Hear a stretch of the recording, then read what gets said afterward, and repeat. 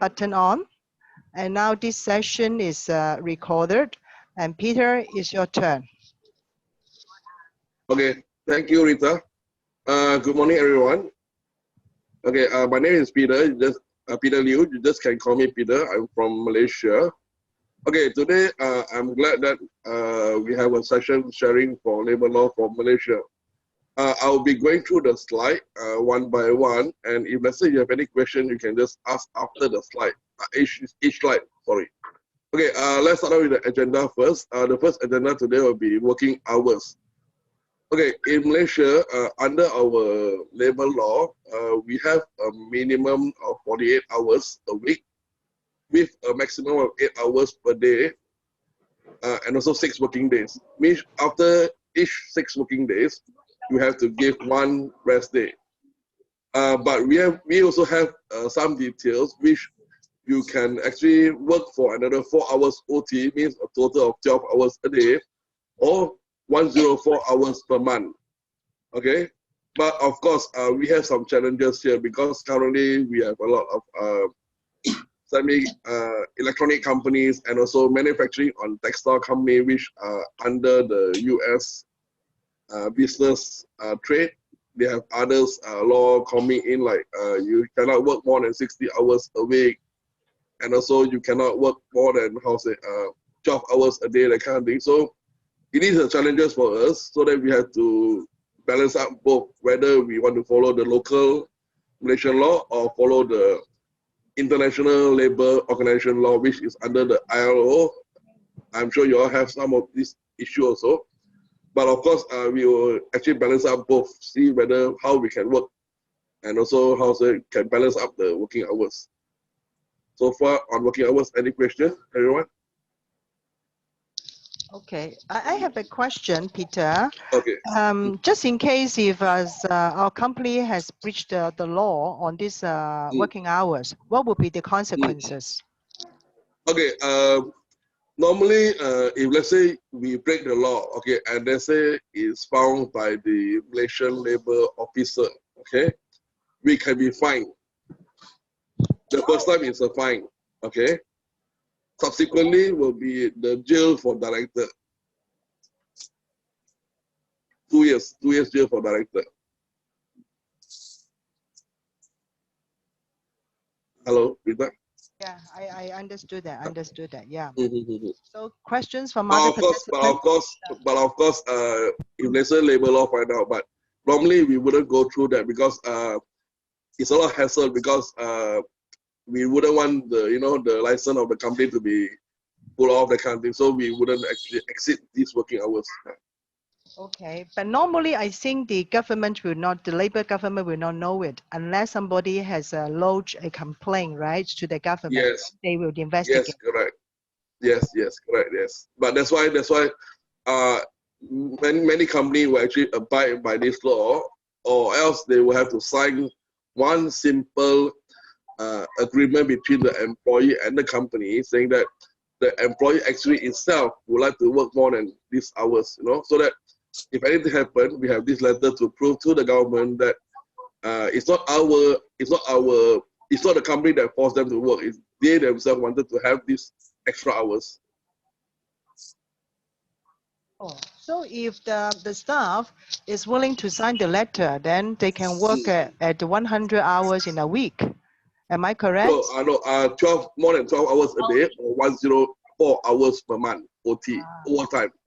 Oh, I see. So anything in excess of this limit is not allowed. Even the staff is willing to work, right?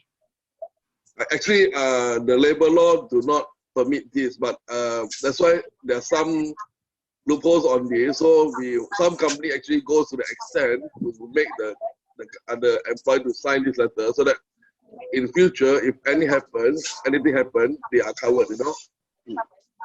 Oh, I see. So what you are saying is that even the staff has signed a letter, it still be governed by the law, right? Yes. Okay, understand. Okay.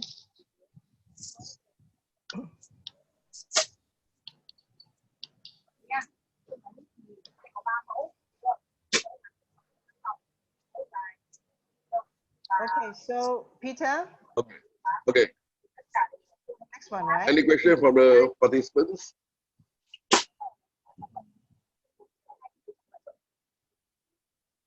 Okay. Yeah. Hello. Yes. Okay.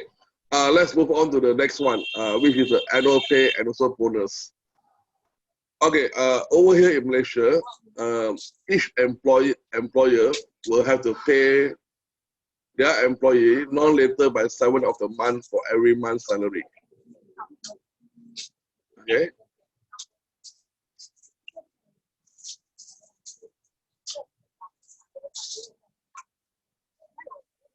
Then Peter, I have a Yeah. question. Is it Okay. it's not mandatory, right? But if there is a clause in their contract saying that they're eligible for this kind of bonus, the guarantee bonus, you mean the guarantee? Is there Uh, any guarantee bonus or non-guarantee bonus in okay. Malaysia? In our Malaysian labor law, there's no guarantee bonus. Okay. That's why I say it's not mandatory. But if let's say the company will have to put it in the contract saying that it's a guaranteed 1 month bonus, then they will have to fulfill this offer. And they need to pay the employees on the 7th day of the month, right? That means Yes, yes, yes. they cannot pay them like on the 8th or now. No. That's very interesting. I mean, actually, put it this way. If let's say employer actually delay the payment of salary, okay, the first thing the employee can actually refer back to the employer why, and the employer has to give a reason. And if the reason is acceptable and also the agreed date is acceptable, then no issue. But if let's say the employer actually delay the second time again, then the employee actually have the right to bring this case up to any labor office. And all labor office case must be bring up within 60 days of the issue, no later than 60 days.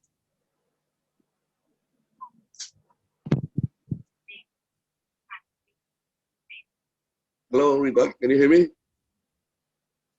So Peter, can you hear me? Yeah, I can. Okay, Yeah. Can you hear me I also? have a question. So is it a common practice to have a guarantee bonus, or it's like the 13-month salary? No, In Malaysia? Not in Malaysia.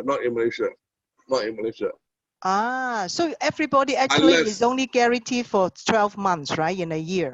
Yes. Unless your company is a unionized company.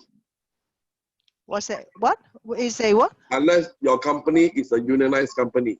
Unionized? Under the trade union. Unionized. Okay, Under the unionized trade company. union. So if let's say your company is under the trade union company, normally they will have a guarantee bonus clause there.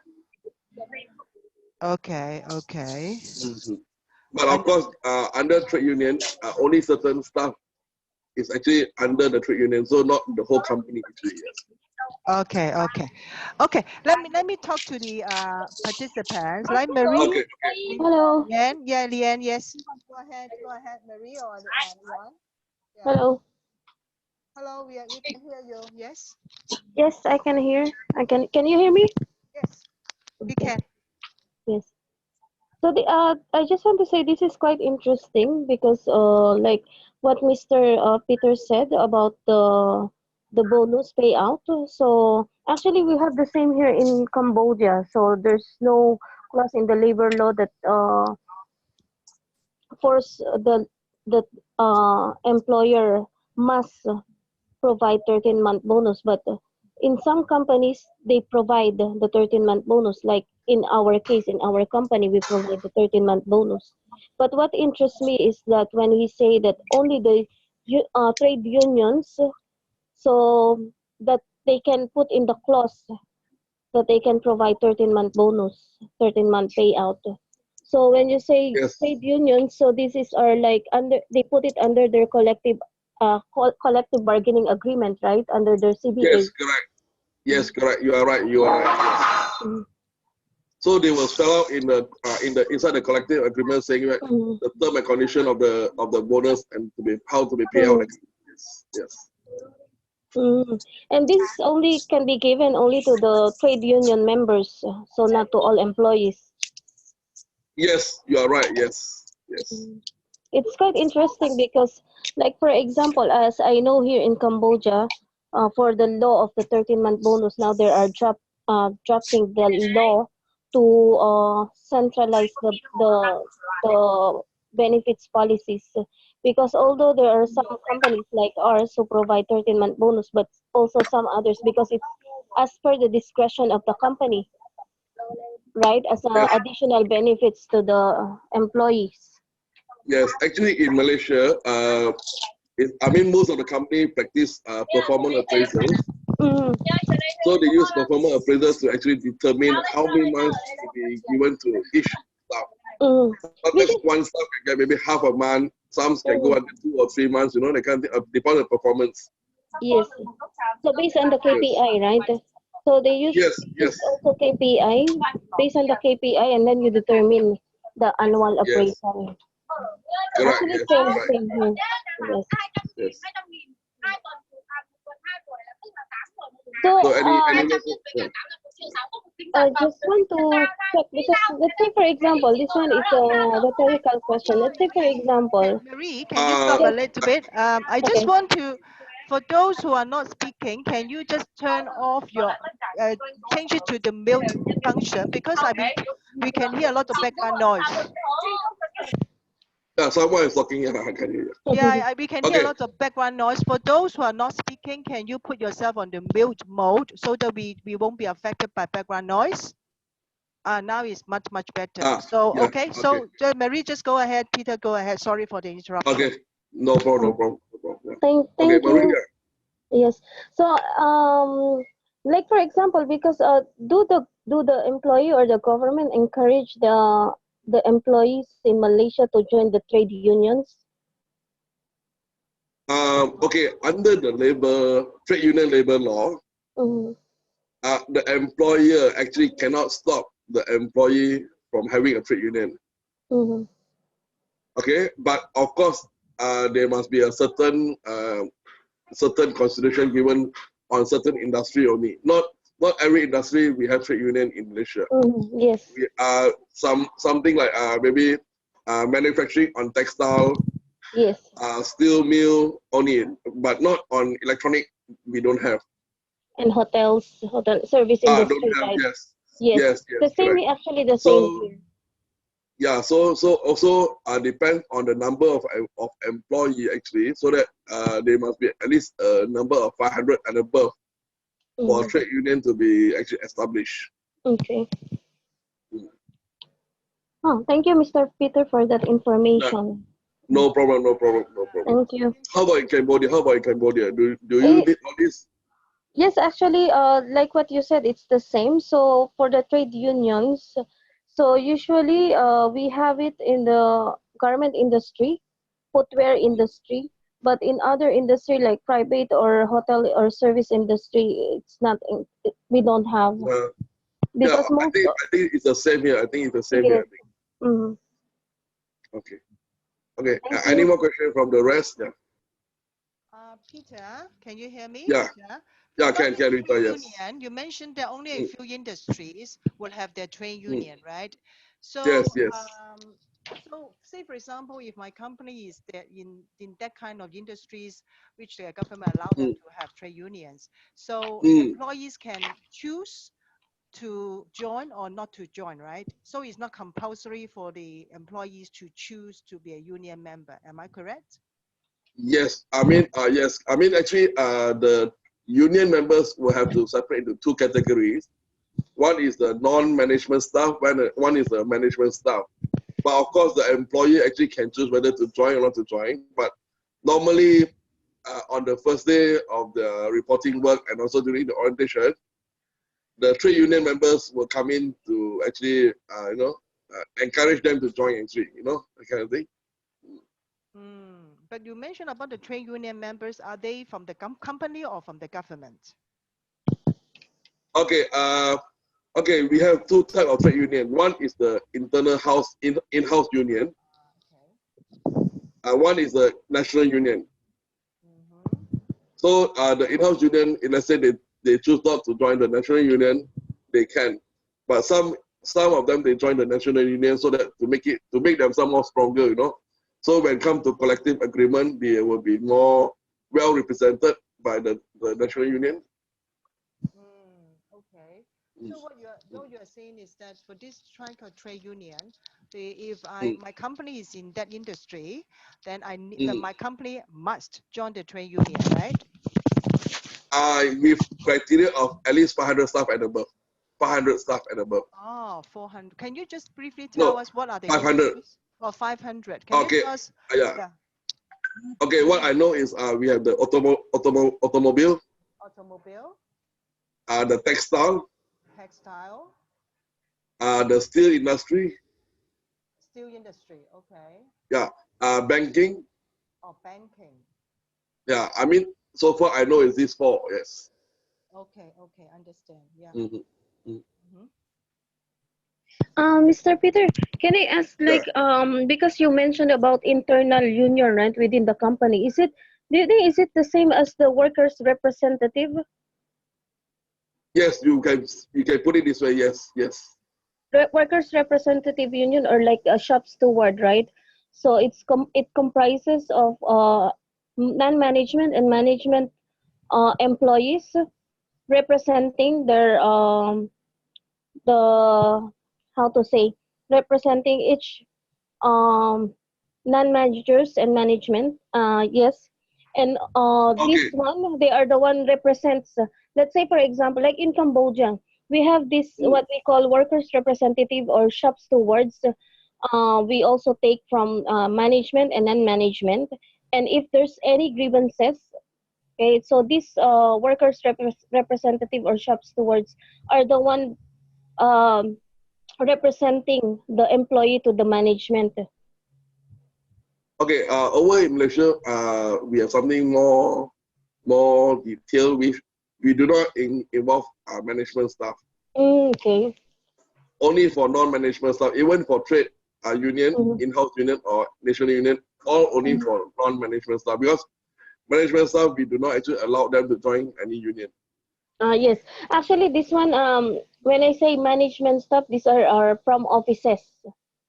Officers, Yes. engineers, manager, yeah, like, yes. Normally, like from operators to supervisors, they can join union, yes.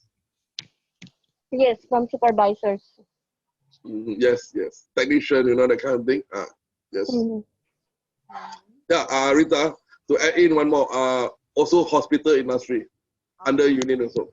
Hospitality. You mean hospitality, right? Hospital, medical. Yes, medical, yes. Medical. Oh, I see. Yes. And But I don't remember because my wife worked in the hospital. She under union also, yes. Okay. And then I believe that the company who have joined the trade union has to pay the fees to the national union government, right? Yes. Okay. Yes. And also every employee have to pay a small sum every month to the union for, you know, to upkeep the union, that kind of thing. Yes. Oh, I see. Okay. And It's also a bit over here, similar if let's to say, China, yeah. yeah. And also over here, if let's say you're under the trade union, every 3 years they will redo the collective agreement again. Every 3 years. Oh, I see. Yes. Okay. So once the company has become a trade union member, the staff will automatically become the member as well, right? Only the staff that register.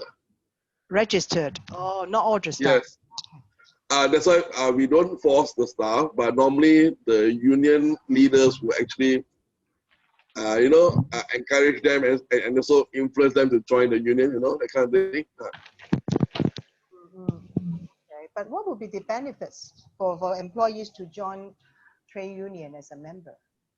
Okay, if let's say you join the trade union, so normally how the trade leaders actually influence the new staff to join is by showing off the collective agreement, saying that, okay, all this, whatever written in this book, you as a member, you will benefit from it, you know, that kind of thing.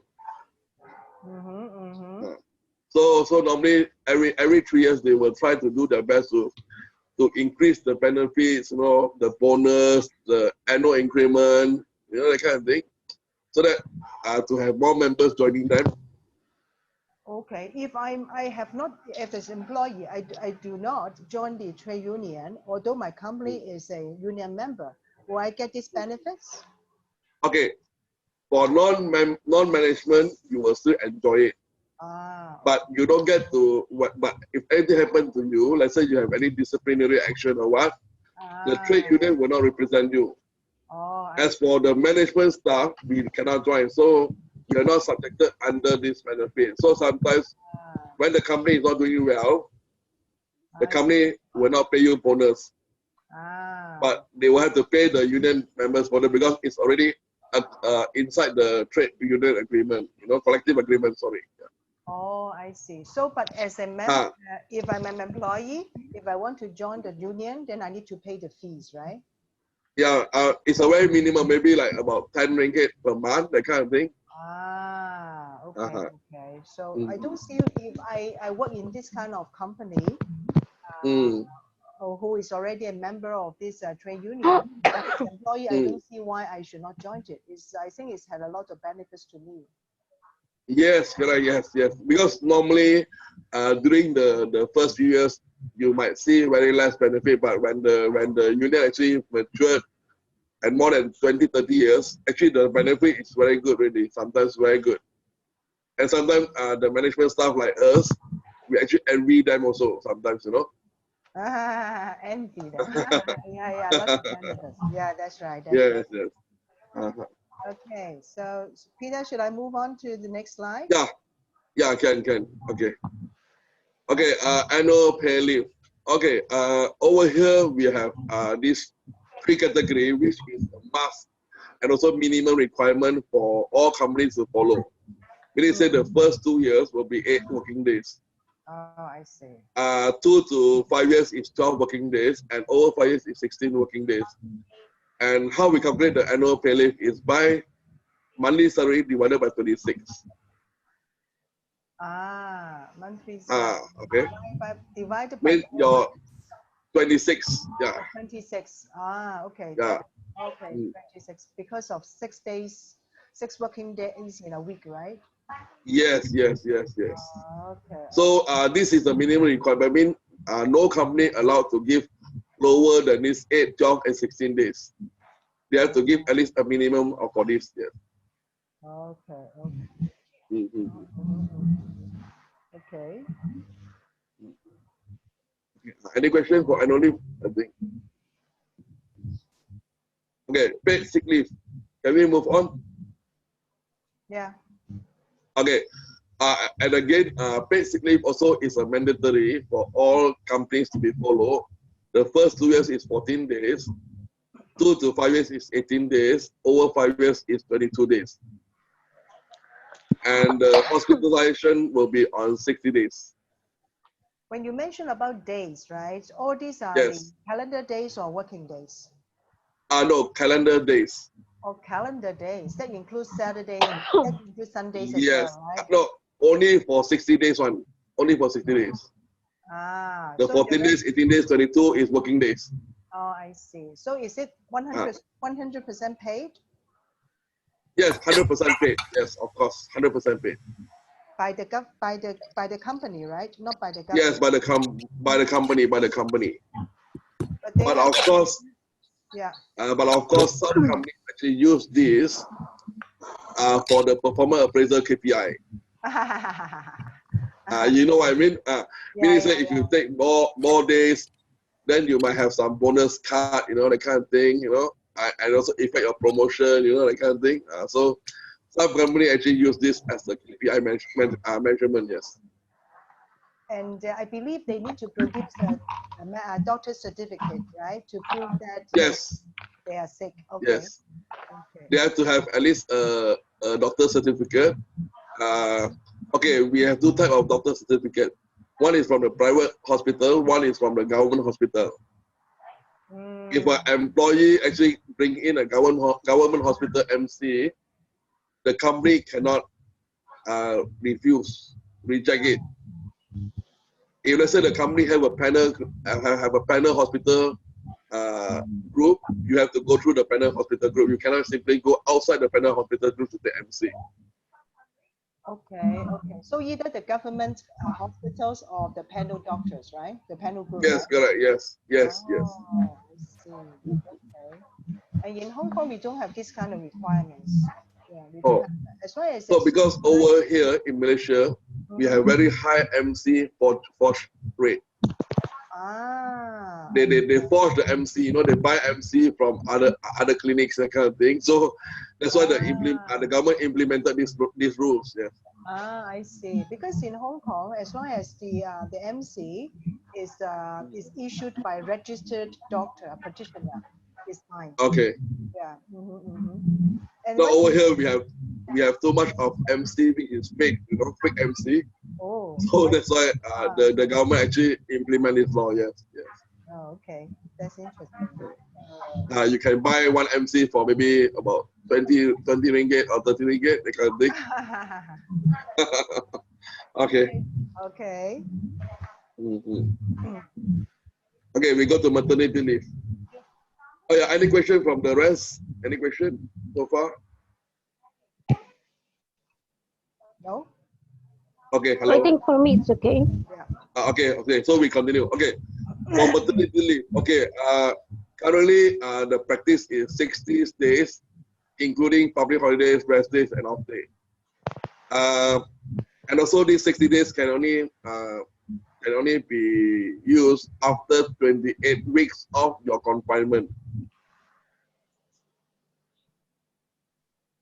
28 weeks. But 28 weeks of the confinement means once you are certified having a baby, so you have to, the 60 days only can be utilized after 28 weeks of the confinement.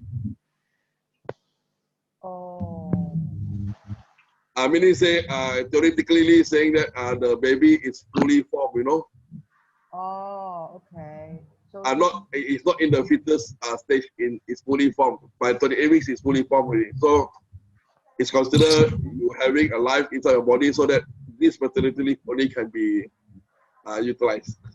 So what you are saying is that these 60 days will only be counted as from the 28th week of the Weeks confinement. Yes, correct. Yes, yes. Okay, okay, okay.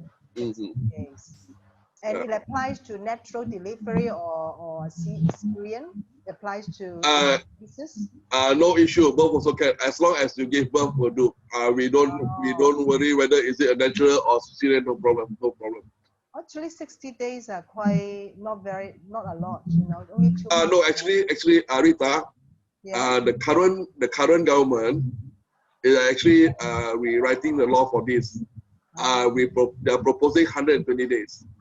Oh, I think it's better. 90 to 120 days. So, but the law haven't been passed through yet. This is an old practice. Yes.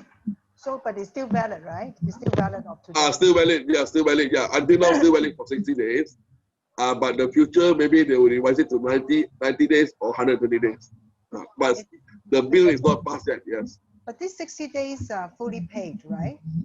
Yes, fully paid. Yes, fully paid. Yes, fully paid. By the company, right? Yes, by the company. Yes, yes, by the company. And also, the company actually you're not allowed to terminate the staff during these 60 days also. Okay. How about while they're taking a sick leave? Can the company terminate their employment? If let's say they found out that the sick leave is a fake one, yes, they can. Only if it's a fake one. Okay, okay. Yeah, but of course they have to go through the disciplinary inquiry, that kind of thing, the proper procedures before the termination come in. Yeah. I see. Okay.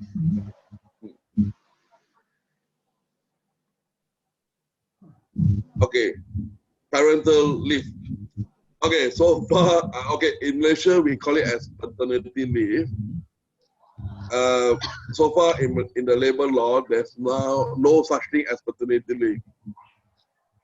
Oh, I see. So it depends. It depends on the company itself actually to give the paternity leave, either a day or none or 3 days. Another country depends on the company. But what is the market practice in Okay, the granting market maternity practice leave? is okay.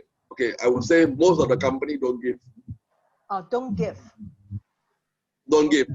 I mean, most of the local company don't give, but the MNC company they give from 1 to 3 days. Depends which company. Oh, I see. But Because in let's Hong say Kong, because yeah. I work at sorry. Continue. Go ahead, Peter. Go ahead, Peter. Yeah. Oh, okay. Normally in the trade union company, yeah, they do have this paternity leave. So you're a trade unionized company, they have this kind of paternity leave. Yes. Normally it's from 1 day to 3 days, Okay. and also up to the fifth children only. Okay.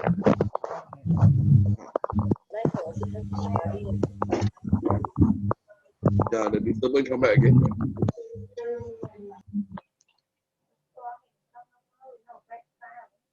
Hello, can you hear me? Yeah, I can.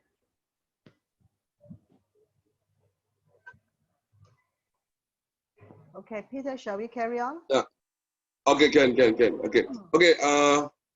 For but in the new government currently, actually there is this proposal for this paternity leave, Okay. but the bill is not passed yet. Yes. Yeah. So maybe in future we will see this paternity leave in Malaysia, but not now. Maybe in future. Yeah. Okay. Collective agreement. Okay. Collective agreement only applies to those companies that have trade unions. Other than that, no. Other than that, we don't have.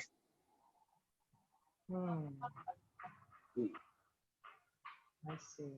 So, company that not under trade union, they will go on KPIs to actually evaluate the performance and also how to give increment and bonuses is all by KPIs, by performance appraisals. But if But a, for but for if a, company that under trade union, but if a company yeah, under trade union, even yes. if like the pay increase or this kind of bonuses, I think the trade union members still have to seek the consent, the agreements from the employer, right, before they implement it or before they announce it. That's the bonus or the pay increase of the year. Okay.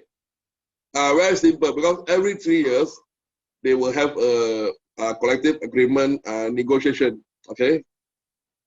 So once the negotiation has been done, fully both parties agreed, they will sign off the agreed condition, and this condition will be printed out in a book. Okay, and this book will be sent to the trade union for authentication, and whatever stated in the book will have to the company will have to abide with it. So whether you are performing or non-performing, you still get your 1 month bonus. Example, Oh, so but before that, the companies do not have to agree on what is written in the book. They once the book is printed and also authentic by the national union, meaning say the company and the trade union must have already agreed upon it already. Oh, I want to agree upon it, the company will have to follow. So normally on a trade union company, for the unionized member, they actually enjoy a lot of benefits. Sometimes they have disciplinary problem also. If they don't do very big issue, they still get the bonus. That's why I told you, people like us sometimes envy because if let's say we were to be issued a warning letter, then maybe our bonus will be cut that kind of thing. But under union members, they still enjoy the same benefits. oh, I see. Then I'm very interested to know that what is the performance of those companies? I mean the business result of those companies who are under these trade unions. as opposed to those who are not under this trade union? Do you have any Okay, statistics? normally I would say, because currently I'm working in the company which have a trade union. Actually, the management actually pays. Okay, when the company is doing very well, the company actually pays more than what the union people get. For the management staff, the company actually pays better than what the union get. So that it will balance up, the both group, But of course, during the bad times, okay, like economy not so good, the trade union members still get the 1 month bonus. Like maybe like for the management staff, the company will say, okay, this year not doing very well, we might skip this 1 month, this 1 year. Maybe next year when we do well, we will repay you back again, the kind of thing. So we don't get to say anything on that, yeah. Okay, understand. And I have a question about this trade union. If I'm a member of this, as employee, I'm a member of this trade union, and I don't do well, and the company has decided to dismiss me, and I can ask the trade union to help me to reinstate the job, or just to tell the company that you cannot fire me because I'm a member. If let's say a trade union member has a disciplinary issue, okay? Yes. The members can actually ask the leader to actually represent them on the case. And let's say the company have a strong case on it with evidence and everything. Of course, the company will have the better hand to say, look here, I mean, there's nothing much we can do. We have to follow the company rules. We have to terminate. Means they can the only benefit from a union members and non-union members if they can have a representation from the trade union rep, that kind of thing. You can have a rep to represent them. But still, there must be, as an employee, we still have to follow the company rules, meaning that if I cannot perform, then I'll still be penalized by the company, right? Okay, underperformance, we cannot terminate a staff. We can only terminate a staff under maybe misconduct for behavior or working attitude, but not for performance. Performance, we cannot terminate a union staff. Oh, we cannot terminate union staff. But if I'm not a union staff, then the staff can. Yeah, okay. Let's say example, you are a sales manager. Okay. Okay, let's say you are a sales manager. Because under sales, you are a sales manager. You are not under union. You are under the management. So the management will evaluate you through KPIs. So example, you need to give maybe $1 billion sales a year. But at the end of the year, you only maybe hit about 500,000. Okay. So the company actually can give you a verbal warning saying that underperform, the kind of thing, But for a trade union, you cannot do that. Yes. Oh, I see. Well, normally trade union are very low employer, like maybe operators, technicians, security guard, gardener, that kind of thing. So they're not expected to be so efficient compared to the sales manager level, that kind of thing. How about the clerical staff in the office? Are they the union members? Okay. Only 2 key personnel cannot be under the finance and also under the HR. All clerical staff cannot be a union members. All other clerical staff can be, right? Yes, like logistic, sales can. Only finance and HR cannot. I see. Because finance and HR, they are having confidential information. So all clerical staff from these 2 departments cannot be a union member because we do not want any confidential information to be leaked out. I see. But if these members are unionized, say for example, non-finance or HR staff, if they cannot perform well, they will not be fired, right? No.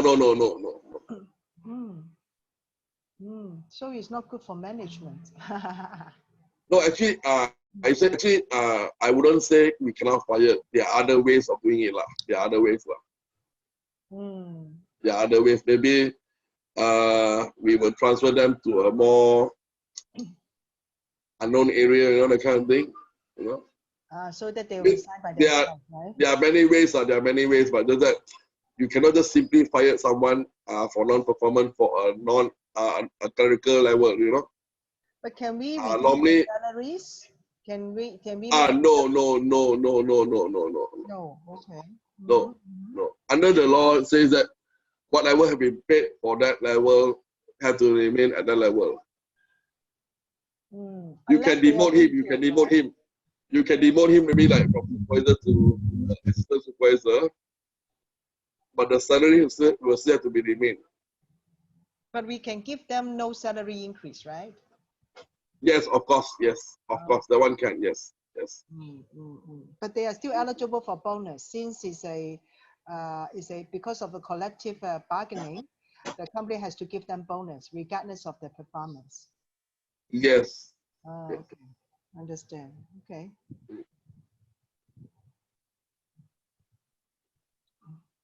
Okay. So okay, we go for the next one. Okay. Okay, unreasonable or unfair dismissal. Okay.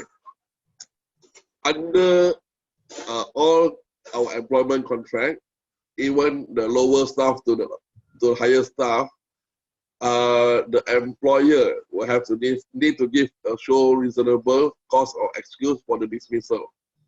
They say they cannot simply just terminate you or dismiss you. Although your contract of agreement saying that 1 month notice or 3 month notice, you got what I mean?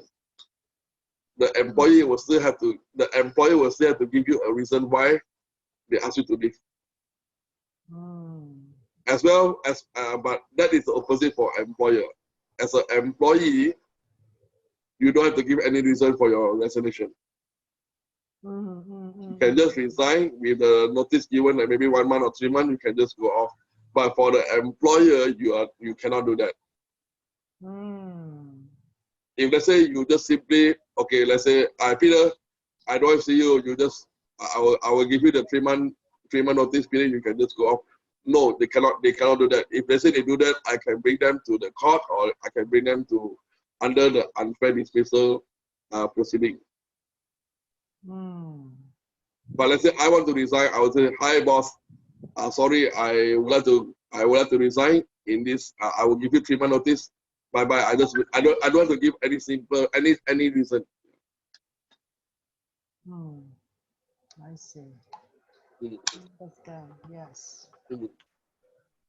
And so a lot of companies, the small companies, you know, like the family business. So a lot of these companies actually caught by this notice because sometimes they just dismiss people without giving notice, you know. Just say, okay, tomorrow I don't see you really, that kind of thing. So a lot of cases happen this way, yes. But for the MNC company or big company, we don't do all this. We will follow the SOP very well. How about the notice period? What is the mandatory notice period of termination for employee? If let's say you work more than 6 months, it's minimum 1 month notice period. If you work less than 6 months, 2 weeks notice period. But of course, whoever have a salary more than 2,000 and above, everything is 1 month, minimum 1 month. Okay, I understand. But of course, some company actually put until 3 months. Sorry, 3 months. But they can always have payment in lieu of notice, right? Yes, both parties can do that. You can either pay back the company or the company pay you. Can, no problem. Both can. Okay. And then can they use the notice period to, no, the other way around. Can they use the annual leave to offset the notice period? Okay. This is a very good question. Okay. The company have the right to reject this thing. Oh, okay. So it has The to company be have the right. agreement. There has to be a mutual agreement. Yes. The company have the right to reject it because sometimes they cannot find any replacement or no handover of job. They can actually reject this request. But of course, if they reject, they have to pay you back the annual leave in lieu. Okay. And how about this annual leave? I have a question about this annual leave. For Okay. example, employees are eligible for annual leave, right? depending on their years of the service of the company, Service. their entitlement varies. Then Okay. after 1 year, if they have untaken annual leave, can they get it cashed out, or they have to carry forward to next year? What is it? Depends on the company policy, or what does the law say? Okay, very good question. The law didn't say anything about this. Oh, okay. Normally, it's the company that's determined. So some company actually says that you can carry forward 100% for the next year. Some companies say you can carry in maybe 20%, but you have to utilize it before March, that kind of thing. And some company actually say if you cannot finish, you will buy off half a rate. So it's all depends on company, but there's no law on this. Can the company say that if you don't take your leave by a certain date, or your untaken vacation but earned one would be forfeited? Is it allowed by the law? Yes, yes, Oh. yes, yes, Okay. yes. So that's why a lot of companies, I mean, especially the HR, for this kind of company, normally they will push the staff to take leave. Oh. Every 2 months, take 1 or 2 days, but every 2 months, take 1 or 2 days to finish off the leave. Or else the leave will be burned. Oh, I see. Otherwise, But of course, the company has the right to forfeit their annual leave. yeah, but of course, there are certain leniency on this. Some companies have an urgent project in hand. So the employee will actually, the manager will actually fight with fight for the employee to the management to say, okay, we have an urgent project here. I cannot allow my staff to take leave, so that his balance leave or her balance leave, please pay her back or something like that. Yeah, it can be done. Yeah. I see. And we have a question from our member Salim. Okay. You mentioned that you are talking about this dismissal, right? How about Yes. if staff underperformance during probation, then the company terminates them? Okay. Under the labor law says, okay, you have to show a reasonable cause and excuse. Even during probation. Yeah, even under probation, yes. Even under, okay, let's say example, a very simple example. Let's say the probation period is 3 months. I have a new staff coming in. He or she didn't perform up to our expectation. The company can extend him for another 3 months to make sure that he or she improve. But during the letter of extension, we were clearly stated that if these 3 months, the extended 3 months, you don't perform up to our standard, the company will have the right to terminate you based on this reason. Yeah, you got what I mean? But of course, all must be stated clearly in black and white and understood by the employee. And what is the usual duration of the probation in Malaysia? 3 months. Okay, 3 months for maybe officer or executive level. For manager, normally it's 3 to 6 months. How long can it be extended? 2 times. 2 times. Normally the practice is 2 times, 2 cycles. Okay. Can we extend it, like I will extend your probation by another 6 months, or by 1 year, something like that? Can it be? No, normally it's 3 to 6 months. We don't go until 1 year. Oh. Yeah. Because in 1 year, we have difficulty because the bonus, everything will be coming in, so we'll have a bit difficulty on that.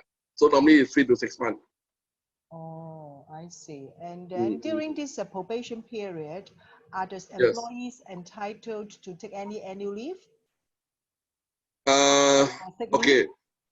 During probation period, normally employees are not allowed to take annual leave, but the annual leave is already there for them. Let's say they were to resign within after the probation, the company was said to pay back the prorated annual leave to them.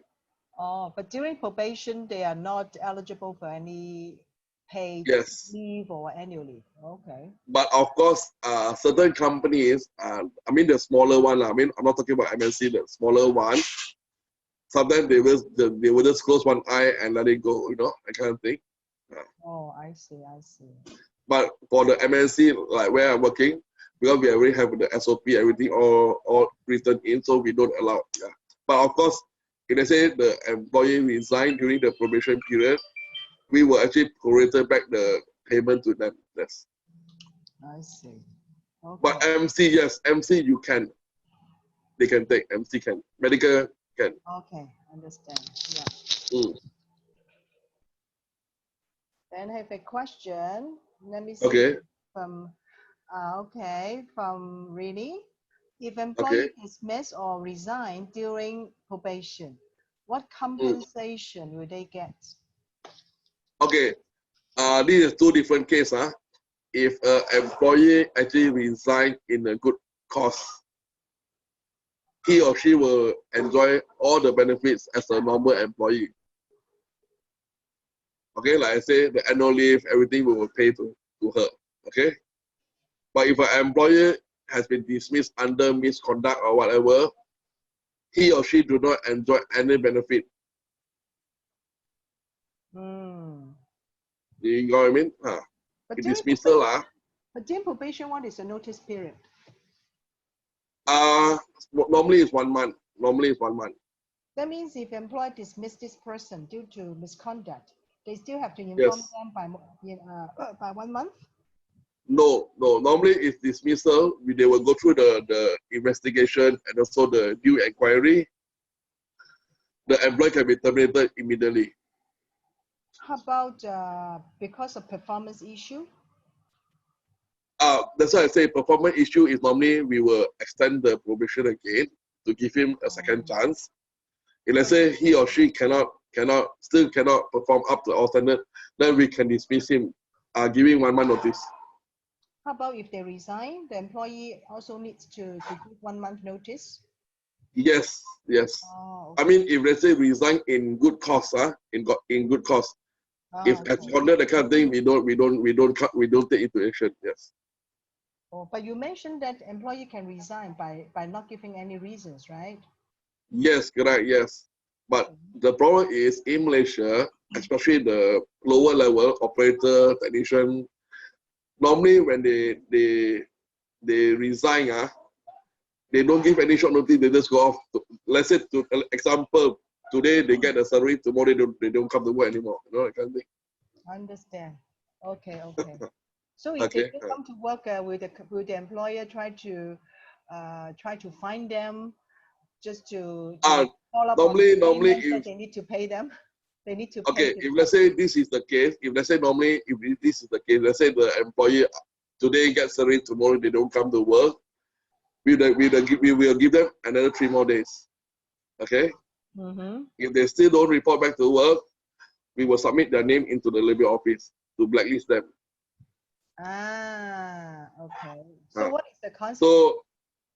So the labor office will try to help us to locate the employee for us. Oh, okay. If let's say they manage to locate the employee, then the company can take the salary in lieu proceeding on him. I see. Then okay. Yeah. So okay. So the company is trying to find them in order to ask them to pay the compensation. Is that correct? Yes. Of course, yes. Okay. So if somehow the labor government cannot find them, so what is the consequence for the employee? No. The name will be blacklisted. Okay. And if he or she tried to apply for a government job, then the record will show that this employee have some issue on previous employment. Then how about if as a private company, can we check the reference from the government? You can do that, but normally it'll take a longer time. Actually, yes, you can do that. Okay. Because currently until now we don't have online access to that. Yes, it's all manual work. Okay. Okay. Understand. Okay. Okay. Any more questions? Actually, yeah. If he turns up after 3 days of absence and provide MC sleep, what would the company handle? How would the company handle it? Okay. we have two case study here, okay? Okay, the first case study is under the Employment Act, Section 15, saying that if an employee absent for more than 48 hours, he or she will consider terminate the contract by himself, okay? Let's say the employee come back after the third day, means after 72 hours, okay? The company have the right to exercise this Section 15 to terminate the employee without paying him anything. Means we don't have to pay him anything. But let's say the company will have to, if later the company choose to give him a second chance, then maybe a warning letter will be just issued out to him or her. Yes. You got what I mean? Yeah. Means the 48 hours is a minimum we will abide. If the employee come back after 72 hours, automatic deem that he or she terminated the contract employment himself. And the company And also, company can ask the employee for the notice, in lieu, payment in lieu of notice, in lieu of short notice. yes, of course, yes, Oh. of course, yes. And also under the medical leave clause, the employee will at least have to SMS or message the employer on his MC on the same day, not on the next day, on the same day itself. Okay. A call or message must be done. So let's say if he come back after 3 days, he or she already failed to perform his responsibility as an employee. Okay. Mm. And Peter, Okay. maybe after the end, after this session, there is a request from our member that that you send them a website or a link where they can read more about this employment law in Malaysia. Can, no problem, no problem. I will give you the link. No problem. I'll give you the link. Okay. So Peter, minimum wage. Okay, minimum wage. Okay. In 2019 January, Malaysia just have a new minimum wage of 1,100 for all sector. Is it per month? All sector. Yeah, per month, yes, per month.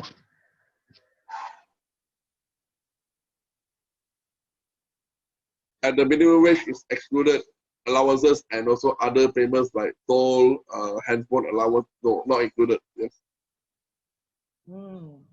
I see. Minimum wage. So it will not include any allowances, right? Just mainly the salary. Okay. In allowance side we have two types. One is the meal allowance. One is the toll or maybe mileage allowance. Toll and mileage allowance not included, but the meal allowance can be included. Meal, huh? Yeah. Okay.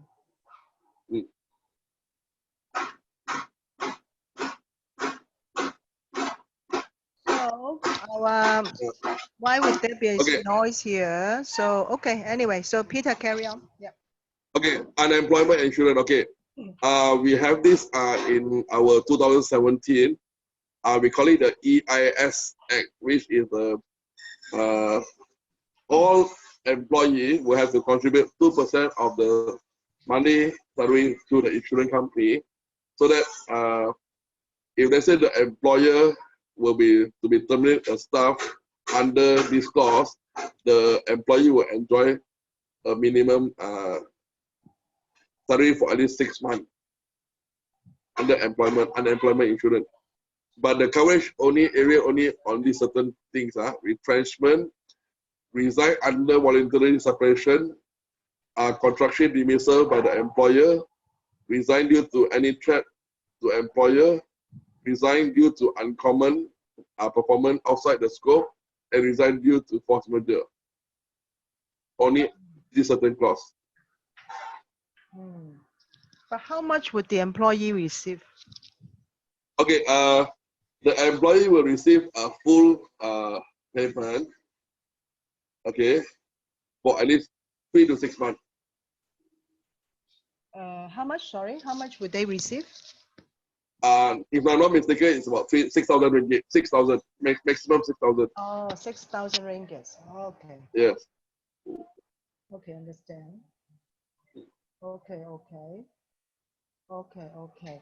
So I want to talk about this social insurance in Malaysia. Besides this unemployment insurance, what other insurance do they have?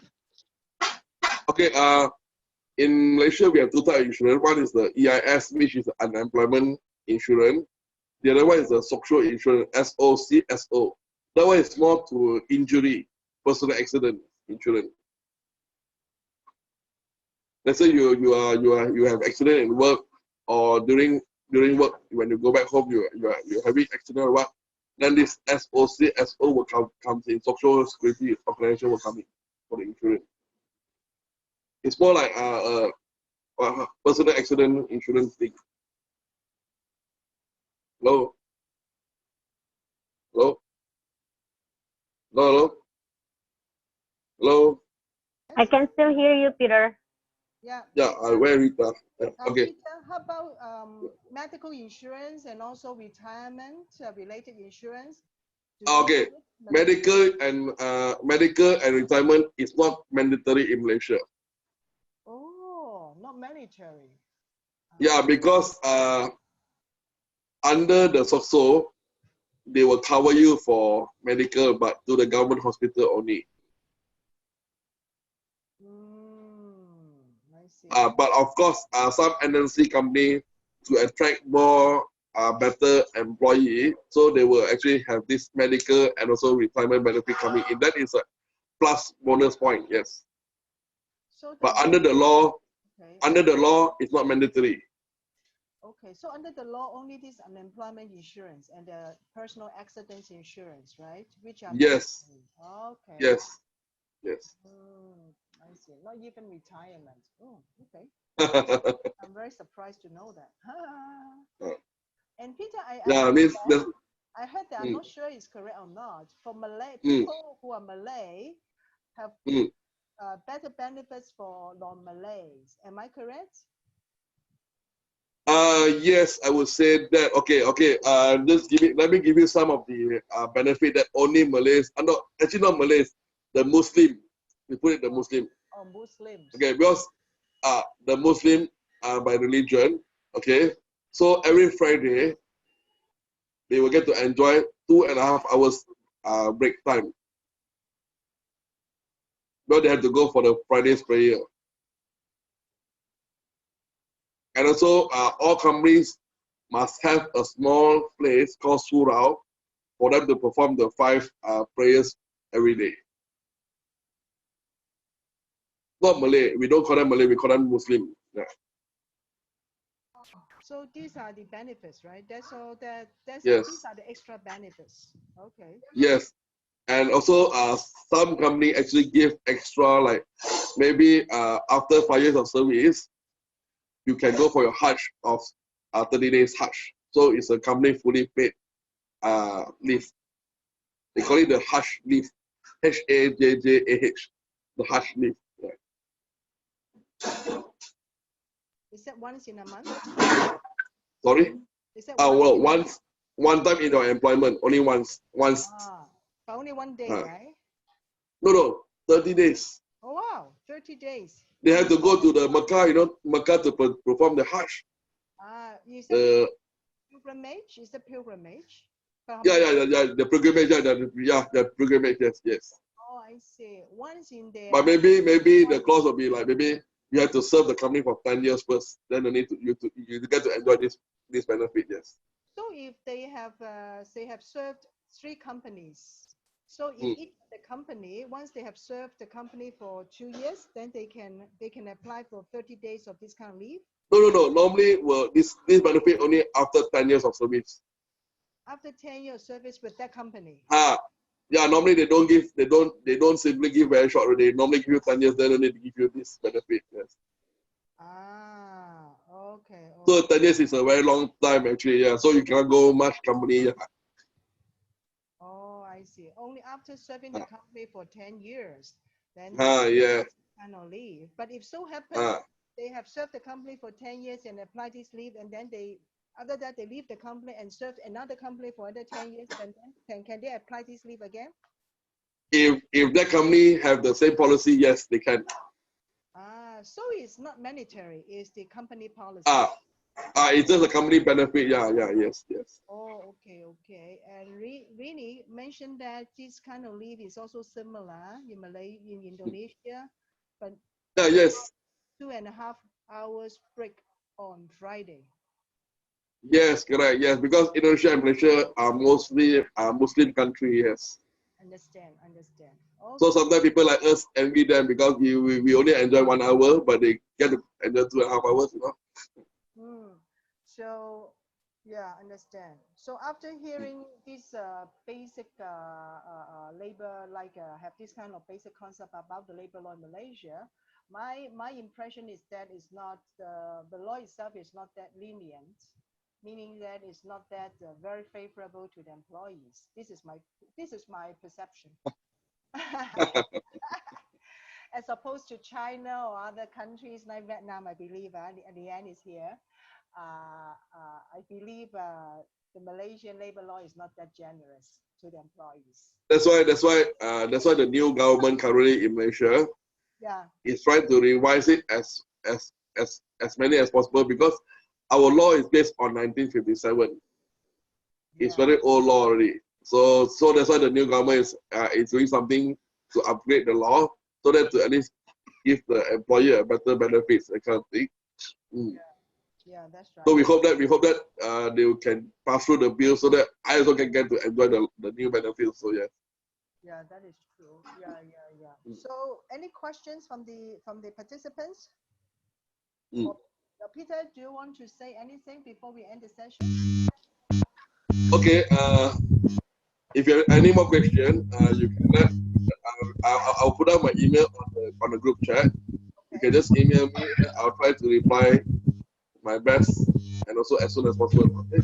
Then I'll give Rita also the link for the national labor law so that if you have any question you can have a look, and if you have any more question you can just come back to me. I will try my best to explain. No problem.